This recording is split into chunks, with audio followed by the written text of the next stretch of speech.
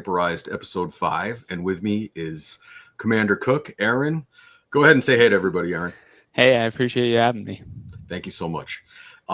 Episode 5, I'm really excited to have you on because you and I met actually in Nashville Yes. at ICCCCon this past June, or May, was it?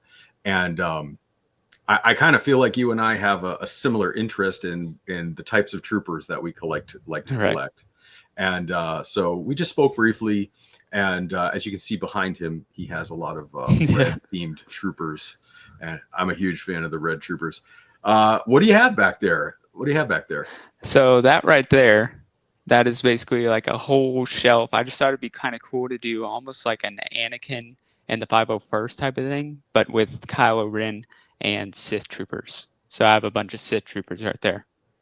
I love that because, there were many things problematic with the sequel trilogy. Right. Kylo and the Red Troopers were not those problems, in my opinion. No. Yeah. If anything, it's almost like they should have shown the Red Troopers more.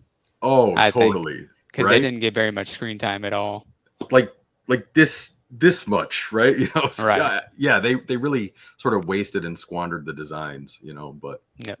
oh well. But really what I wanted to talk about today was so many people are really fans of your work. They follow your creations. And I think in a word, the thing that really your craft brings to the table is precision. You have very precise, beautiful paint jobs. Thank you.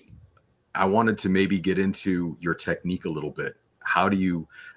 What is your basis for your inspiration? So when you want to create a new character, do you pick a color palette first, or do you have a particular figure you want to customize first?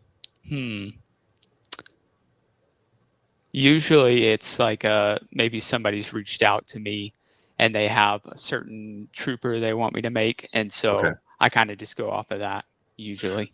So you have a commission type of base, in other words. Yeah. Are you commissioning people? Okay. It's not really like wide open commissions at the moment. I definitely would like to, but usually it's like friends or something like that. Yeah. I used to get into the commission game, and it was tough. I used to build dioramas on commission. Yeah, You find especially that, since you want to make sure you're bringing high quality to your customer or whatever. oh yeah, and the thing is it's the quality wasn't necessarily the issue, but oh well, I wanted it to look more like this, or why did you use this color? And so you can get a little bit into trouble when you start taking commissions like that, Yeah. especially from total strangers. So Right. yeah, it's tough. But I would imagine though that you don't have too many complaints with your work because it's absolutely beautiful. So, I can't remember any, so yeah. I guess that's a good thing. So I know that your color palette, you love to use like the clone troopers in particular, right? Definitely. Clone troopers. Yep. And what it seems like you almost have like, I don't want to say, well, maybe it is pastel. You use a lot of light blues and a lot of lighter colors. Yeah. I guess it just depends on, because there's a lot of legions and stuff, so I guess it does seem like maybe the 501st, they're a lighter blue. The Coruscant Guard, it's a lighter red. So yeah, stuff like that. Beautiful color palette that you have. You're always very distinguishable from other customs. The color palette that you use, and then the design patterns that you use. So, and I'm going to run some pictures on my side of the screen to sort of show everybody what you sent me because they're really Cool. beautiful. Yeah. But what paints do you use? Because they seem to be different than other people's paints. So it's very interesting because I've been trying to use mainly model color because as far as I know, they already have some like water in them, so it's already watered down, I think is the word. But I would say across my whole time, a lot of what I've used, and maybe a lot of people wouldn't recommend it, is apple barrel. But I just make sure to add a drop of paint and a drop of water, and it seems to work fine for some paints, but it's kind of unpredictable with apple barrel. So I try to stick with a model color, Vallejo. So the apple barrel, I know I use them too for a lot of things. And I have good results with them. Do you spray it, or do you use a particular type of brush to get those beautiful fine lines, that even coat? So pretty much I just use your average brush set from Walmart. So stuff like that. And then also I have bought like a fine brush set off of Amazon, and Okay. they also have fine brush sets at Walmart, but that was more of like a multi-pack, so I just got a bunch of fine brush sets. I know you did one. One of my favorites of yours is the Republic Commando with that digital camouflage, gray and Oh orange. man, It looks so beautiful. that That took a long looks. time. I was going to say, I remember watching the video on that, and you had your work cut out for you, but man, that came out so beautifully. Yeah. And I like the way you showed your technique and everything. So that was when you got that digital camouflage pattern. It looks like you were taking it from a particular source, or was that right out of your head, that digital camo pattern? So usually when I will make a custom, I'll try to gather up as many photos as I can, maybe off of Google or whatever. That way Mhm. I can use reference or whatever, stuff like Yeah. that. Beautiful job on that. Thank That you. was beautiful. When you seal the figures, do are you spraying them with like a matte finish spray or anything, or do you just seal it with a paintbrush, or how do you do it? So usually I have used to, I would kind of use maybe Rust-Oleum, but that didn't seem to work very well for me at least. So I've kind of moved on to Krylon matte clear coat. Yeah. It's the Yeah. main thing that I've used. And then also recently I've been introduced to a brand called High Coat. I've only used the gloss spray, but it seems to work pretty well. So I may High try out coat. the matte as well. Where do you buy it? I got mine off of eBay. Okay, interesting. Yeah. So I like to use Tamaya because they have it at my Mm. hobby store, Yeah. but it's a small can and it's like $12. You Right. can get That's the maybe thing for me. yeah. So you like this just as much, these two particular brands? I would say so. I've tried Mr. Super Clear, Hmm. and I mean, I feel like it works just as good, but I probably need to do some more testing. That's the stuff they have at my Hobby Lobby, Mr. Super Clear, and Right. it's pretty good stuff. I do use it, and it's a slightly larger can than the Tamaya. It's like 25% more, but it's Right. still pretty expensive. Yeah. $10, I think. Have you ever used an airbrush? I have not actually. No It's kidding. I was kind of just for me. I kind of like to keep it simple Yeah. and not get into so much stuff, but I may try it eventually. It may be The re- easier than I think. the reason I ask is because the way your paint lays down and the lines that you get look like you tape it off and then brush it or spray it on as opposed to brushing it because there's no brush strokes, there's no nothing. It's just absolutely beautiful, your finished product. So Yeah, yeah. I try to be as clean as I can, especially along the edges, maybe using a smaller brush or whatever. I Yeah. don't usually tape off. I Now try not to. let's say if you do smudge, because this is always and once you become in your mid 50s like me, it's you don't even see the smudges anymore unless, So if you do smudge, what is your process? Because I was looking at that digital camo and I'm like, God damn, that looks so good, but he must have messed up a couple of times. Oh But yeah. yeah, but so how do you take it off if you smudge? So I would say a lot of times it can depend because it seems like if the paint is more on there, it can maybe stick more. But sometimes I'll just try and use a toothpick and maybe Okay. kind of scrape it off a little bit, but do it gently. That way it doesn't like rub it in. And if otherwise, like suppose on a clone, I'll maybe take some Vallejo white and try and paint over it. Sometimes it Okay. seems like it's kind of hard with that paint specifically, but I try. Now the Vallejo white, is that a good match for like the Hasbro white plastic for the clones? Well, see, that's the thing. I actually, I spray all of my clones That's right right. I out the remember you did. gate with Right. a primer. That's a good way to do it. Then Yep. you've got right, right. And And you know, specifically, I would definitely recommend this if you're making clones. It's mhm, called Citadel White Scar. I feel like okay. it's definitely changed the game as far as finding a white primer. It just works really well. It's recommended to me by Camino Cloners or Camino Customs Kimino on and Customs. Instagram. So I've watched several of your videos, and now I can't remember though. I'm drawing a blank. Do you disassemble the clones before you paint them? Yes, You do. definitely. That's what I Yeah, thought. Right. Yeah. and I do mask in that process because I mark off the like the black bodysuit and stuff like that. I have noticed also that sometimes you take a hobby knife and you sort of expand, or you maybe try to get extra articulation out of some of the joints, or Right. that type of a thing. Well, Yeah. see, on the previous clone body, they had it where the knee pads were connected to the thigh. So I definitely cut off that, and also the shoulder pads as well on the previous body. So Right. Yeah. I remember that. I was so disappointed when that clone came out because it was like almost exactly what we wanted, but right. they glued the pads on. And then what? Only like I feel like it was only a year later they came out with the ultimate clone, and that kind of really did wonders for everybody in the I think it community. wasn't too far off.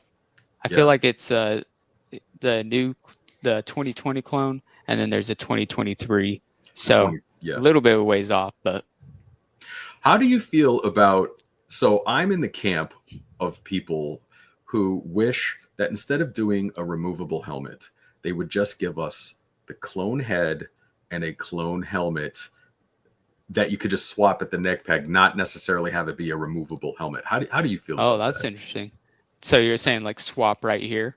Swap right at the neck, just put a clone helmet on as opposed to having it be a hollow helmet that goes Right. over the head. I Just I'm definitely for that because I'm more of a guy who likes to, at least for the helmets, maybe be more accurate to the Revenge of the Sith.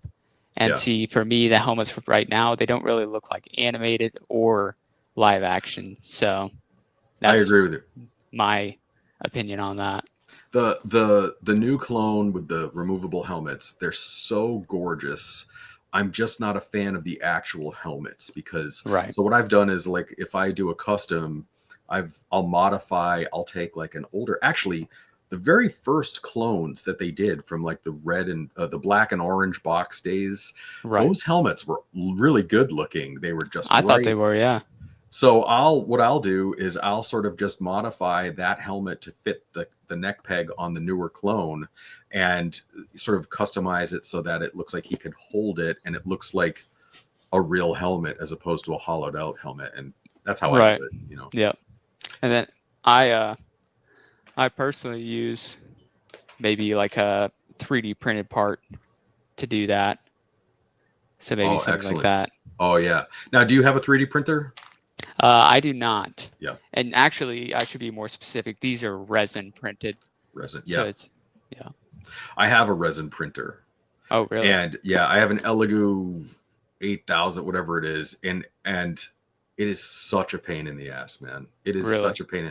I love it's like a love hate relationship because yes, it makes awesome stuff, and with the resin, there's no lines. It's so beautiful, Yeah. but you'll burn through a half a bottle to make three decent heads because you get a lot of misprints. The Yeah. plate I've heard it's messy to use it's resin printers. it's really messy, and so the way it builds is so it builds there's a plate and then the plate goes down, it dips down into the resin, and so once it dips down into the resin it pulls back up, and then so the resin reservoir will sort of make a suction on the plate and it might like kick the plate out of whack a little bit. Mm, So, you tighten it down as hard as you can and you're like, oh, look at it, and be like, oh, it's 50% done. And you'll stop the print. It looks like it's good.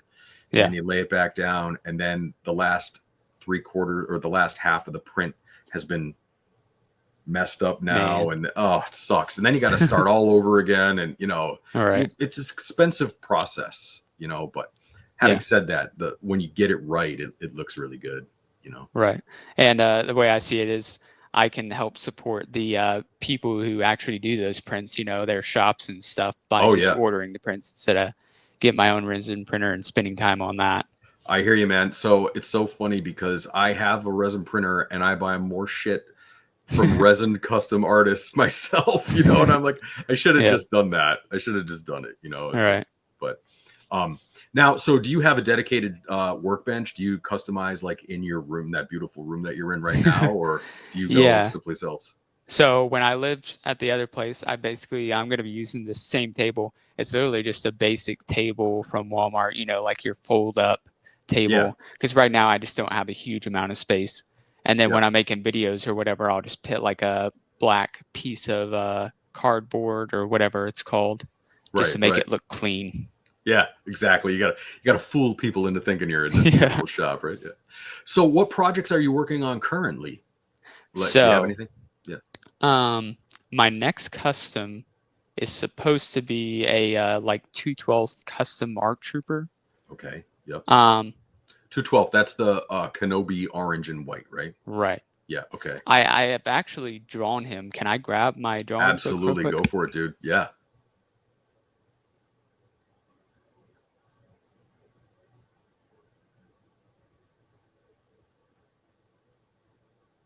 Tell you what, this kid is a great artist. This guy,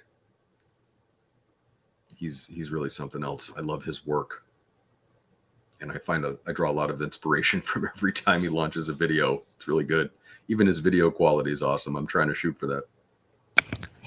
So I think for some reason I've actually misplaced the actual color design, but I usually like to try and just draw out my designs before Yep. I actually do them, just so I Nice. know what I'm actually going with. I love it. But yeah, That's a he's great kind. idea. The interesting thing is the guy I'm making it for. He's kind of a medieval fan, at least in the action figure area. So Right. I'm Right. kind of going with a medieval twist on it. So his armor, like this part of his arm, maybe it's going to be like silver.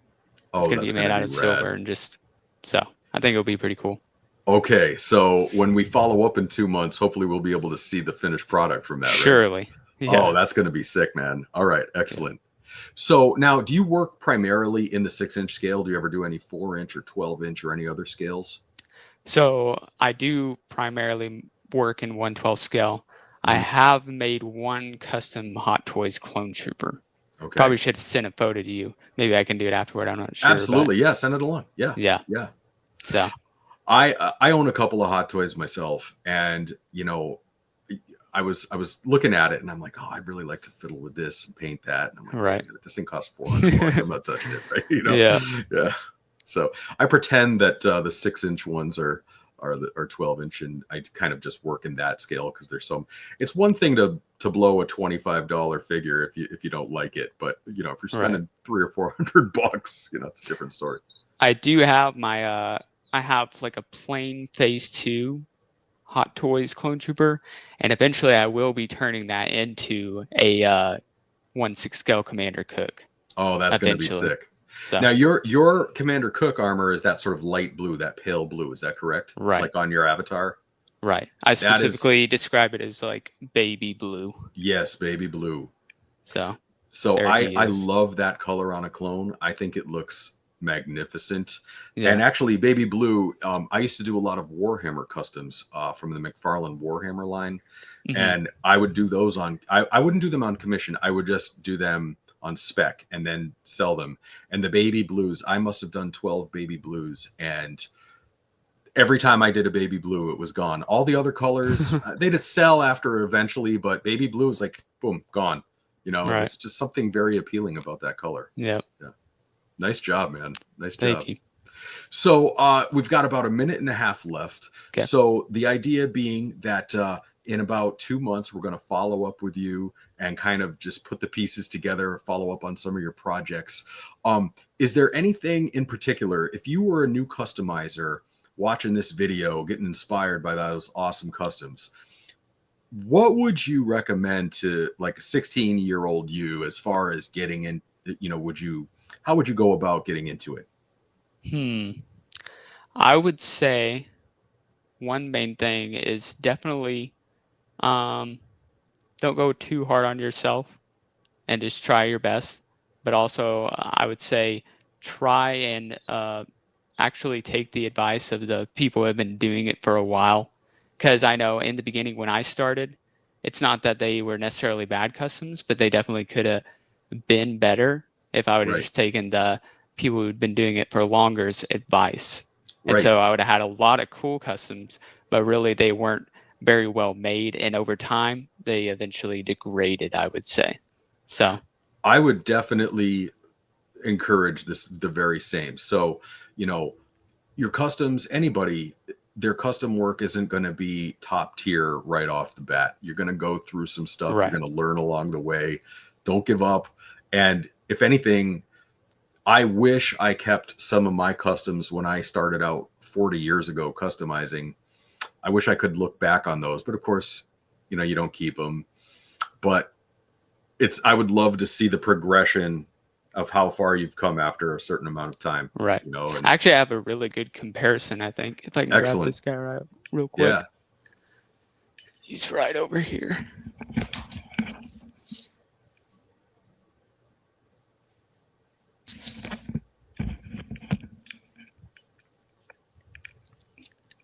So here is the first Commander Cook that I made. Mm-hmm. Still looks friggin' awesome. And then there's the most recent one. So I feel like you can tell the difference. Well, obviously it's more refined. The newer one Right. is definitely more refined. Yep. I think a lot of people. Yeah. For this one, I used the Bly body, so I was just trying to take the paint off so it's like yellow and just different things like that. Right. That in between Bly body, that Rex body, I still love that clone. I think it's still great. Too. Yeah, it's a great clone. Yeah. So, well, hey, thank you so much for the time, man. I really appreciate it. I think we're all definitely going to be looking forward to your update in a couple of months. Yeah. So I really appreciate it. Dude, you're one of my favorites. Seriously. I mean that sincerely. Your work is clean and beautiful and precise. And, I've taken a lot of inspiration from your work. So thank you so much. Yeah, you bet. And with that, episode 5 is in the books. Stay tuned for another one, and we'll be revisiting you again in the future. Take care, man. See ya.